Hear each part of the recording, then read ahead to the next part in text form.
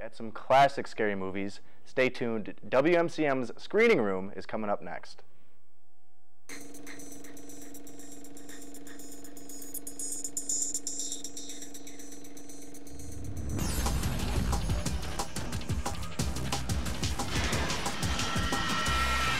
I have to believe that you were sent here for a reason.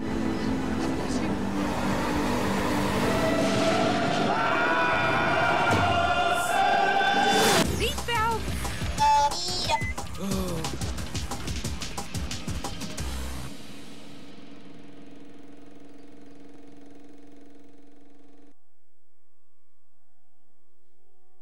I'm Jacqueline Snow.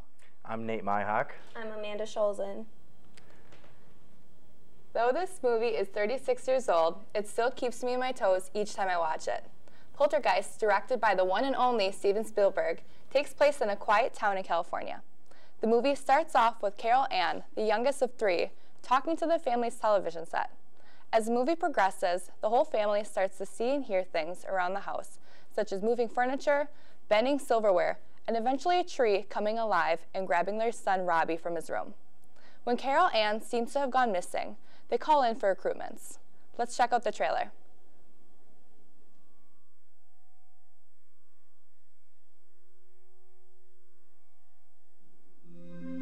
The house looks just like the one next to it. And the one next to that. And the one next to that. A young couple live in it. Give Ken a kiss. You are so obnoxious! With their 3 children.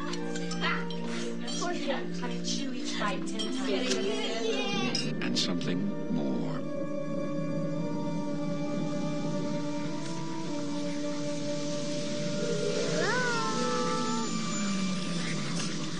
They're here. Sweetie, remember last night? Do you remember when you woke up and you said you were here? Uh-huh.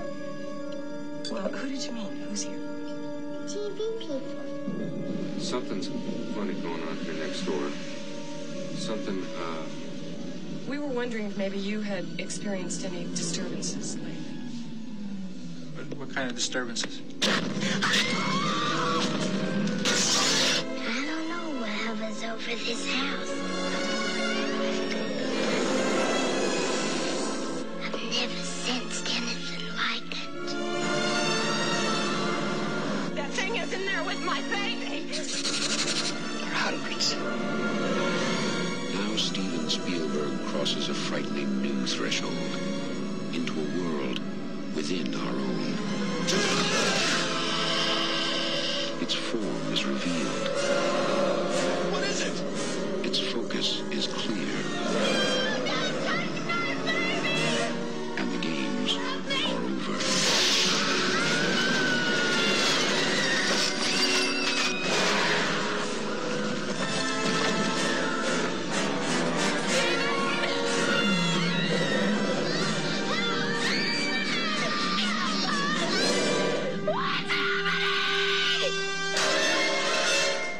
Poltergeist. It knows what scares you. I loved this movie, and I'm really impressed with the effects, especially because it was made in the early 80s. What did you guys think? I was really impressed with the acting. That little girl, like, knew exactly what to do. I don't know. It was really intense. Yeah, and you said she was 7 years old when this movie came out? She was 7 years old. 7 years old, and she has maybe one of the most iconic scenes in like any movie when she turns around and yells like, "They're here!" Like, just even thinking about it, I kind of get goosebumps. And it's a movie that I haven't seen in a very long time, so it's I kind of have to jog my memory a little bit of it. But I remember the idea of it. We're getting kind of sucked into like a different realm, I believe, is kind of what happens to her. Yeah. Also, the trees coming to life, it just really freaks me out. But it's actually a pretty well done movie, especially for its time, like you mentioned. And like the effects, some of them I remember seeing and just being like taken back by how good they were and how much better they were than movies I've seen today. And there's like a spoiler alert, there's skin falling off and the tree coming alive. It's just, they do a really good job of bringing everything to life and making you scared. Like the mud pool where, like, I don't know if it's like a skeleton guy that pops up. I was like, whoa, that's intense. And the tree. And like that line you said that she says, I remember hearing that line before I even saw the movie. It's so iconic and well known. Yeah, no, you mentioned it to me, and I was like, oh, that's from that movie, because it's such a iconic scene that it kind of stands on its own, and you almost see it in any clip of any movie where you don't even realize it's actually from Poltergeist just because it stands on its own. It's sort of stood the test of time. But you said Steven Spielberg directed it. Steven Spielberg, yes. I didn't really know he was a horror director or a scary movie director, so that kind of threw me off. I didn't realize he directed that. I know. I was reading the credits and I was like, oh, but it kind of makes sense. He's a very talented director, and it only fits. He's the kind of guy that I could see sort of spreading his wings regardless of the genre. I mean, this is a bit off topic, but Saving Private Ryan, war movie, you wouldn't really know like Steven Spielberg directed that unless you were maybe paying attention to it. But yeah, he's maybe one of the best directors of all time. Yes, Does not surprise me that he kind of knocked it out of the park with Poltergeist. Yeah, sure. And this movie is also interesting because I feel like it goes off on such a broad, I don't even know the word, such a broad spectrum of topics. Like, I can never predict what's happening next. It's always going from one crazy thing to another, and then at the end you think that it's finished, but then it kind of keeps going, and but it keeps your attention, which I really appreciate. Yeah, it's long, but it's good. Yeah, how long is it? How long is it? You know what? I don't know. I didn't look. Because my movie was like 2.5 hours long. Is it? Yeah, mine was long. I didn't know if you had to like sit through a full like 2.5 hour movie. No, it wasn't longer than 2 hours. So it was one that you could easily just throw on and not have to ruin or stretch your whole day out. I might have to check it out. Then. Keep the Halloween mood going. Yes, definitely. Oh yeah, for sure. Definitely. So recommended. Yeah. By you. Yes. For sure. I'll have to check it out for sure. Yeah. So we can transition now into my movie, because I watched The Shining, and my movie was pretty good. I mean, Stanley Kubrick is by far one of the more celebrated and sometimes really controversial directors of all time. He made several films that are considered classics within their genres, but the one that stands out the most, especially to me, is The Shining, a movie based off the book written by Stephen King. It was released in 1980, and it follows the Torrance family as Jack, the husband, takes a job as the winter caretaker at the Overlook Hotel. As with all scary movies, the hotel is a nasty place with spirits that slowly overtake Jack's mind and possess him into full-blown insanity. Let's take a look at the trailer. Suppose they told you anything in Denver about the tragedy we had up here during the winter of 1970? I hired a man named Charles Grady as the winter caretaker. From what I've been told, I mean, he seemed like a completely normal individual. But at some point during the winter, he must have suffered some kind of a complete mental breakdown. He ran amok and killed his family with an axe. Well, you can rest assured, Mr. Ullman, that's not going to happen with me. That's right. Mom, do you really want to go and live in that hotel for the winter? Sure I do. It'll be lots of fun. The only thing that can get a bit trying up here during the winter is the tremendous sense of isolation. Is there something bad here? I fear you will have to deal with this matter in the harshest possible way. Reggie, I killed you with Danny. You did this to me, didn't you? I'm not gonna hurt you. I'm just gonna bash your brains.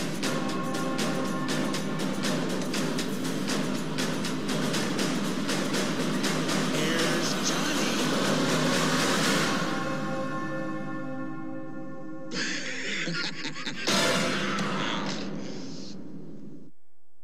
Before we really open up the discussion with that, let's take a look at those adorable Perfect Pets.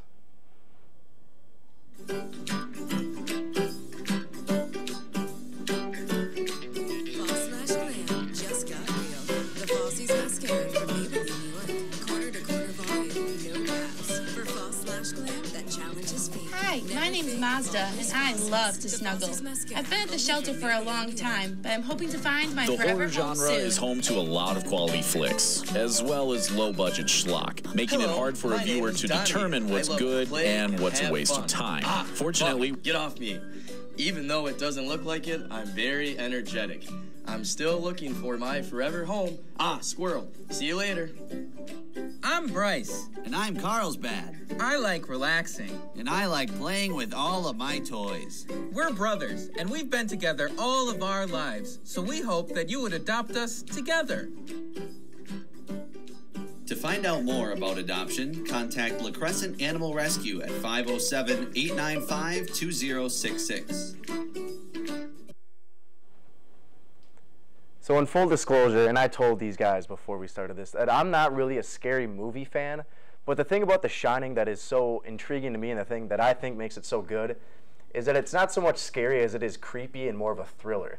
Because the whole movie almost, most of the scares, I should say, from the movie come not on jump scares or what you really see. It's more the feeling you get from watching as Jack slowly loses his mind as they start seeing visions of these ghosts in the hotel. It's just a really well done movie, not one that relies on jump scares so much as it is the feeling that the movie creates. What did you guys think? I completely agree. Yeah. I loved it. Yeah. I read the book after the movie on accident, but I mean, they both did an amazing job of just portraying the story very well. And the youngest boy, again, was a great actor.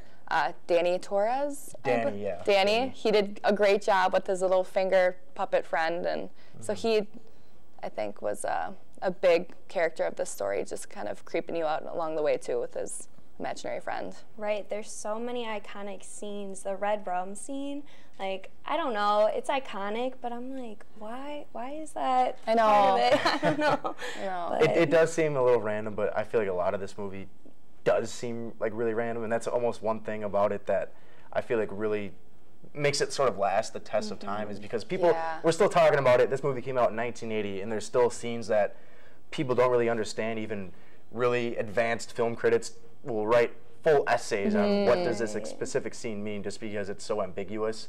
And I think that's what makes Stanley Kubrick such a good director, and I also feel like that's what makes this movie so good. But if you want to talk about iconic scenes, I mean, the Here's Johnny scene at the end. Oh, yeah. We're talking iconic scenes. Obviously, that's maybe the biggest one in this entire movie. And I feel bad for anybody who's actually named Johnny. I know. Because they must hear that, that all the face, time. too. I know, yeah. Got it up here behind me. It's such a... If you have never seen the movie, you've surely seen this scene, and it's such a good movie. And speaking of Jack Nicholson, too, you want to talk about good acting. Yes. I feel like him... He's almost on the other end of the spectrum from Danny, where Danny's like the little boy creepy, talking to his imaginary friend, whereas Jack's more of the quiet, you can kind of see him slowly losing his mind. He does it really well, where you can kind of tell that throughout the movie he goes from a seemingly normal guy who's a recovering alcoholic, dealing with some writer's block, to a full-blown lunatic who's chasing his family around with an axe. So I feel like he portrayed that really, really well. And can't you go stay at that hotel? It's a real hotel. That's so cool. I actually know people who have done it. They say it's really cool. And the really funny thing about it, this is a bit of trivia for you guys. So in the movie, room 237 is the room that Danny is told, never go inside, no matter what you do, never go in room 237. Well, the reason that it's room 237 is because in the book, it was room 217. But this hotel, they didn't have a room 237, and they didn't want to scare guests away. People saying, wow, that's the haunted room, I don't want to stay in there. Yeah. Ironically, room 217 is actually now the most requested room in that entire hotel, because people want to stay there. Obviously, it's the haunted room. Yeah. So it actually had the reverse effect. Just a bit of trivia for you guys, I guess. That's so cool. So is the hotel really haunted? I don't know. Supposedly it is, but I mean, I've never been there, and I've only heard stories, so who's really to say? There's so many off plays of this movie, too. Like, I remember watching a Family Guy episode of Peter, and he has his little like light up toy or something, and so he's going through, I guess maybe a spoiler alert, this scene where Jack is pretending to drink again, like he's kind of like envisioning himself being an alcoholic again, and I just like, I've seen that a couple of times in different stories where they just take this movie and kind of go different routes with it, which is cool. Yeah, like parried it. So, And you said you watched, was it Ready Player One? Yeah, I mean, that was directed by Steven Spielberg, so he did a wonderful job, like, incorporating The Shining. The two little girls, that was the scene. Yeah, there's another iconic scene, too. Do you want to talk about that? When the ball rolls down the hallway, or maybe I'm thinking of a different scene, but when he's on his bike, I believe, and he comes around the corner, and the two girls are standing there, and they say, come play with us, Danny, and that's all it is, but it's still, like, you get goosebumps thinking about it. That was a popular Halloween costume this year. I believe it, yeah. There were a lot of people walking around in that, so that's kind of cool. It really fits the mood, I guess. It does. With that movie. So, before we get into our next movie, we are going to take a look at some WMCM promos. The University of Wisconsin-La Crosse brings you a weekly student newscast. Important news, movie critiques, weather forecasts, sports highlights, and local interviews. UWL's own WMCM, run by the students, for the students. Every Thursday at 4:30 on Campus Channel 200 and Charter Channel 989. Are you a movie fanatic? Tune in on WMCM TV's Screening Room, Tuesdays at 2:45 or 4:30. You can watch on Channel 200 and Charter 989.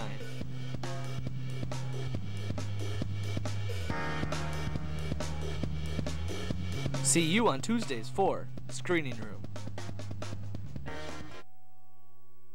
All right, my Halloween movie of choice is the classic Stephen King horror film, Carrie. The 1976 film showcases everything from the horrifying supernatural to stereotypical teen angst to a ridiculously dramatic ending. Starring Sissy Spock as Carrie White, a very shy teenager who is the victim of every bully's jokes within her small-town high school. Due to her mother's strict religious and sexuality beliefs, Carrie is forced to live in a closed-off household filled with religious symbols. She's even sometimes locked within rooms and is not allowed to have a social life. After an incident, female bullies plan an elaborate, brutal prank on the school's prom night. Little do the bullies know, Carrie has telekinetic powers. Once the dramatic prom prank is played, Carrie explodes, proving she has had enough of the taunting. The film exhibits how the role of bullying can cause one to become immensely psycho. Peek for yourself at the twisted story of Carrie. Here's a look at the trailer.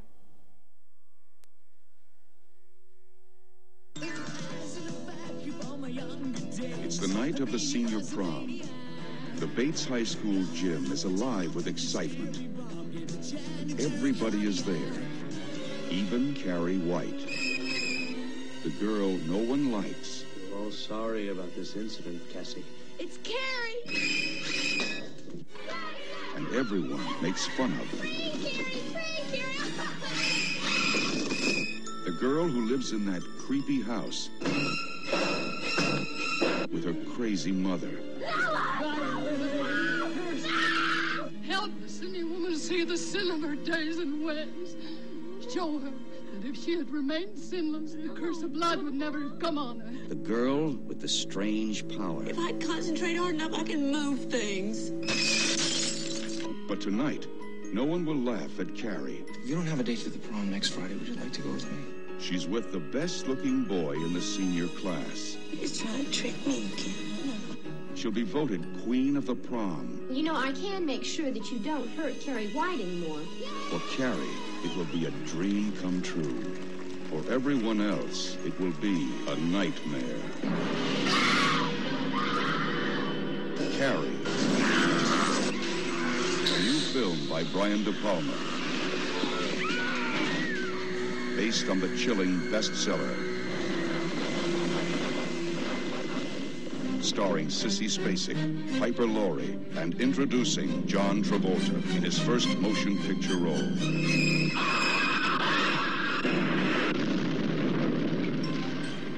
If you have a taste for terror, you have a date with Carrie.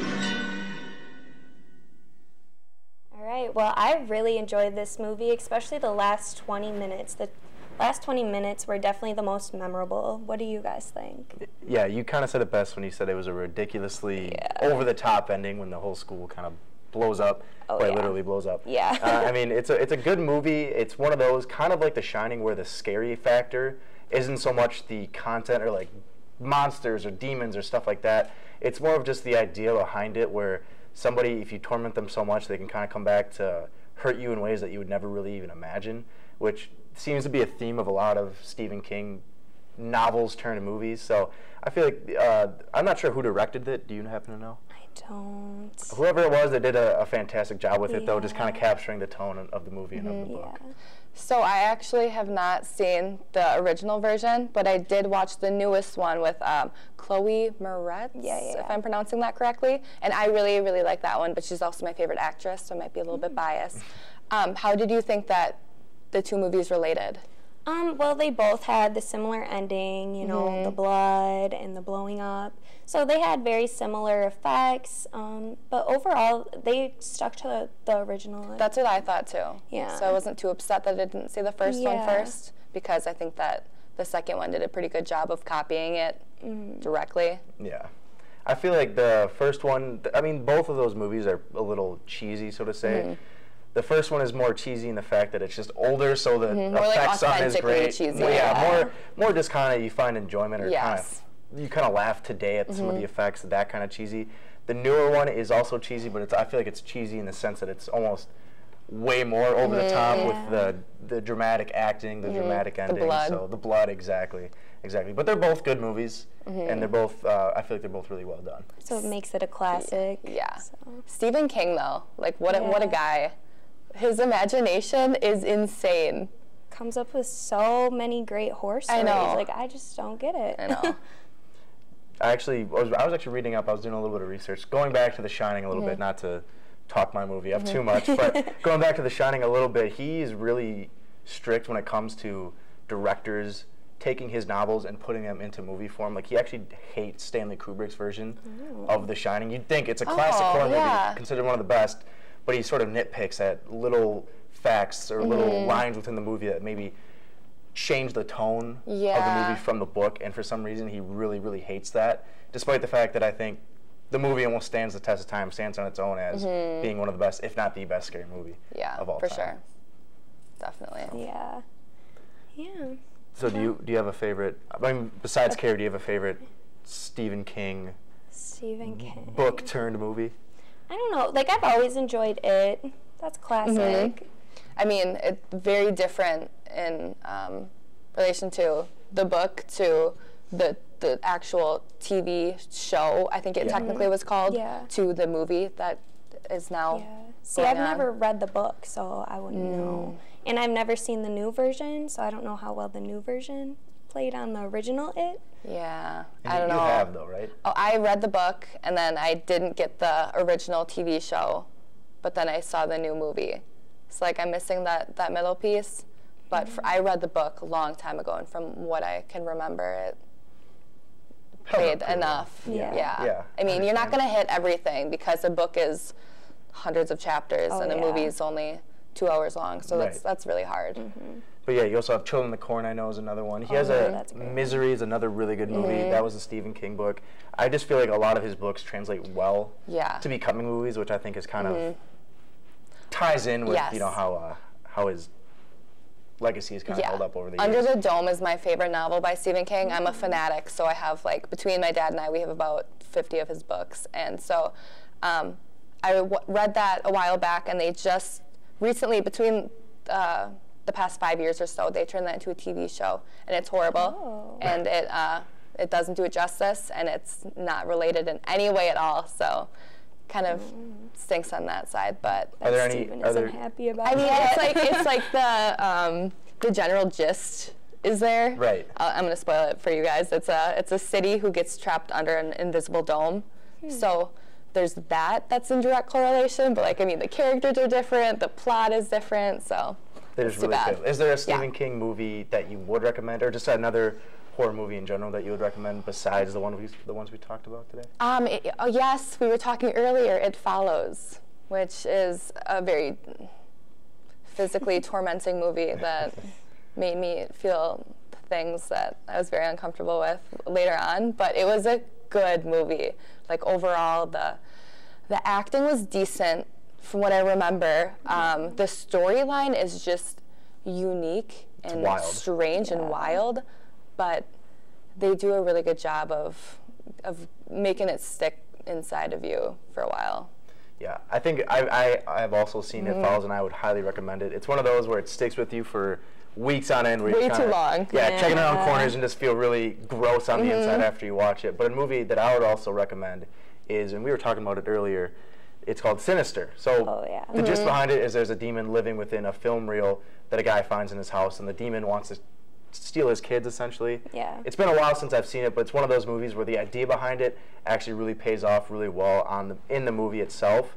And so it's one of those where there's a few jump scares here and there, and I know I said I hate jump scares, but they play out really well. They space them out at really good times, but it's one of those movies where the idea behind it works really well, and it actually spawned a few sequels, which I have not seen. I don't know if you have at all. I don't think I've seen any of the sequels, but I know another movie that has many sequels is Insidious, and we were talking about Insidious earlier too, and that was a pretty intense movie. The red face in the middle of the movie, that's a pop-out scare. Did it start on Netflix? Like, I don't remember it being shown in theaters or anything. I saw it in theaters. The second two were in theaters. But the first one I don't remember. I don't know. Maybe I'm mistaken, but... I think it was one of those movies that really flew under the radar, and then when people started to see it, they realized how scary it was, and then the word kind of spread, and it took off from there. But yeah, you mentioned the red demon face pop up in the middle of the movie. And like this scene with like the piano, when he's sitting up on the piano and he's like looking down playing those little folk tunes. Yeah, that was the one scene though in the movie where and maybe in any movie where I've jumped harder or farther than any other movie because it just scared me that bad. But it was a really good one too. It's another one that I would highly recommend, even though I'm not a big scary movie guy. I don't like being scared. I love how they keep the same characters. Like that's a big thing nowadays, which is sad. But I feel like a lot of sequels and prequels, they don't keep the same characters throughout it, and they just try to keep the same concept. And so they have the same mom, the same kids, husband, the old lady. Yeah. So that's nice. Yeah. So those are probably the ones we've all mentioned today. Are probably the scary movies that I would recommend the most. I don't know if you have any other ones too that have not been mentioned yet. I wanted to comment on when you were trying to describe what movie did you suggest? No, not Sinister. Sinister. When you were trying to describe it, it's funny how you can't describe scary movies without them sounding ridiculous or stupid or just like crazy, but then you watch them and it just makes sense. Right. Well, like when you brought up It Follows, my friend told me to watch it. You can't even describe It Follows. You can't. And I said this might be the stupidest idea for a movie that I've ever heard, describe it. and it's yet one of my favorite scary movies that I've ever watched, just because it works so well. It does. But yeah. I mean, the weirder the better, and you can see that for Stephen King. Like you can, I mean, he's the king at that. Yeah, the king. Sure. Yeah, There's also new scary movies in theaters as well. There's a new Halloween movie out, which I have not seen yet. I don't know if either of you have. Was it really good? A lot of Yeah. So maybe don't go see that one. A Star Is Born. Amazing. That is one I got dragged to go see. Amazing. I got dragged to go see it. I thought it was going to be horrible. Loved it. It was a great movie. It was amazing. Really good movie. Venom, I've heard really... bad things. I've heard both really good and really bad. So, I don't know. It might be one of those you have to go see and then kind of make the decision for yourself. And then The Hate U Give. I haven't heard much about it. I haven't heard anything about it. I think that has to do with decent. like police brutality or something. Maybe we'll have to go check that one out as well. But for sure, A Star Is Born. That's one that I would highly recommend. And also, there's new movies out on DVD: Mile 22, The Darkest Minds, Mandy, and Airstrike. These movies, I'm not too familiar with. I want to be totally honest. Mile 22 I've heard of, but I can tell you what it's about. I've never heard any of those. Okay, well, if you guys watch these, let us know what they're about. We might have to free our plans up tomorrow night, not go out trick-or-treating, and just watch these movies tomorrow. But I think that's all we have for new movies out at the moment. Unless you guys also have any other scary movies or related scary movies that you want to talk about. I know you're a big scary movie fan. I am. So I'm working through a list of 100 movies, the 100 classic scary movies, and I just watched Bride of Frankenstein, which was created and directed and produced in 1922, I believe. And I remember I just watched it 2 nights ago, and I was thinking to myself, the graphics in that movie are things that, I would be confused on how to create in 2018. So I think that they did a phenomenal job of making kind of quirky details throughout the movie, and they did a good job of creating an authentic Frankenstein. I was picturing kind of like a cheesy, blocky, like very like fake Frankenstein kind of, but it looked really real. Yeah, it was awesome. For 1922. The acting was amazing, but the acting's always going to be amazing when you're talking about classic 1920 movies because they're so professional and. Right. If I had to give one poor critique though on The Shining, because you brought up acting, so I had to bring it up. Shelley Duvall. Oh my gosh, I forgot about that. She's not very good at that. She's the worst actress I've ever seen in my entire life. She's really bad. There's so many lines that she delivers that I was watching the movie with my roommate and we looked at each other like, she's horrible. What are you doing? Yeah, not very good. I know. I could go on forever as about good as her, Danny and Jack can't. were, she was bad, but yeah. Unfortunately, we don't have the time for that. Yeah. So that'll do it for Screening Room this week. Tune in on Thursday as we'll give you Week in Review, but for Jacqueline and Amanda, I am Nate, signing off.